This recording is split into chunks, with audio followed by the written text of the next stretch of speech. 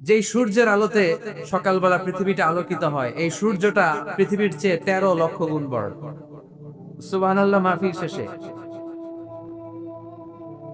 কয় গুণ বড়? 13 গুণ বড়, 1300 গুণ বড়, 13,000 গুণ বড়। কয় লক্ষ?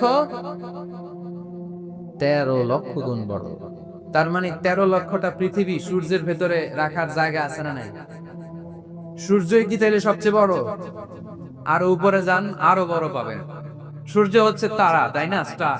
সূর্যের পরে আমাদের সবচেয়ে কাছের তারার নাম প্রক্সিমা সেন্ট্রাই। আজকে গুগল করলেই পাবেন, অনেক আছে এরকম। আলফা সেন্ট্রাই এ, আলফা সেন্ট্রাই বি, ব্যাটেলজিউস নামে এক তারা পাওয়া যায়, ইটা ক্যারিনা নামে তারা পাওয়া যায়।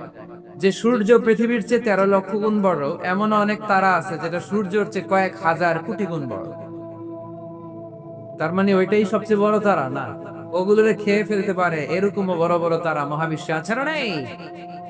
এরকম হাজার কোটি তারা নিয়ে আমাদের গ্যালাক্সি।